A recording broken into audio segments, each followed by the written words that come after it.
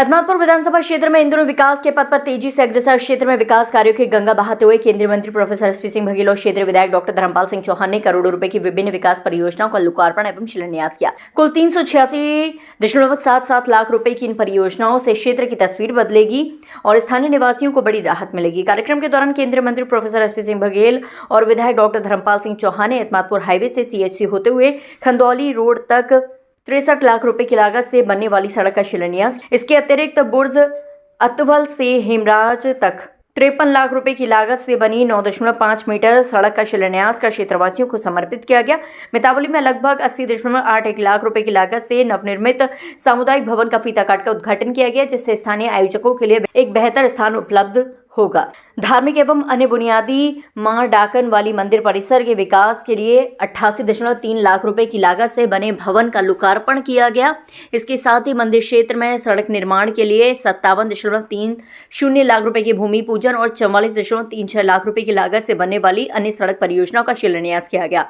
इस अवसर पर केंद्रीय मंत्री प्रोफेसर एसपी सिंह बघेल ने कहा कि अहमदपुर का सर्वांगीण विकास हमारी प्राथमिकता है। सरकार द्वारा क्षेत्र के हर छोटी बड़ी आवश्यकता को ध्यान में रखते हुए विकास कार्य कराए जा रहे हैं। क्षेत्रीय विधायक डॉक्टर धर्मपाल सिंह चौहान ने कहा कि इन परियोजनाओं के धरातल पर उतरने से न केवल आवागमन सुगम होगा, बल्कि क्षेत्र में बुनियादी सुविधाओं का जाल और अधिक मजबूत होगा। स्थानीय निवासियों ने इन विकास कार्यों के लिए केंद्रीय मंत्री और विधायक का आभार व्यक्त किया। इस दौरान बड़ी संख्या में प्रशासनिक अधिकारी, जनप्रतिनिधि और स्थानीय नागरिक उपस्थित रहे। आगरा से संवाददाता विष्णु बघेल की रिपोर्ट। उत्तर प्रदेश सरकार के मुख्यमंत्री आदरणीय योगी जी का कि उन्होंने हम लोगों को 5 करोड़ रुपया तुरंत विकास में दिया है और 5 करोड़ रुपया माननीय बघेल साहब को भी दिया है सांसद होने के नाते। हमारी तुरंत विकास से सड़क बन रही है। आज माननीय मंत्री जी ने भी इसका भूमि पूजन किया। हम लोग इस तेजी से इस कार्य को कर मजबूत, टिकाऊ और सुंदर सड़क बनाने जा रहे हैं, जिससे हमारे सीएचसी पे आने वाले हमारे क्षेत्र के लोगों को जो बहुत परेशानी होती थी वो अब नहीं होगी। मैं माननीय मंत्री जी आदरणीय बघेल साहब के आभार व्यक्त करता हूँ। उन्होंने भूमि पूजन के लिए समय दिया और सबके उपस्थिति में भूमि पूजन हुआ।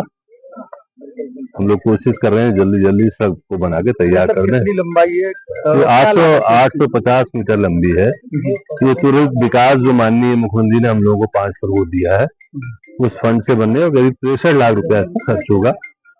वैसे हम डामर की बनाएंगे।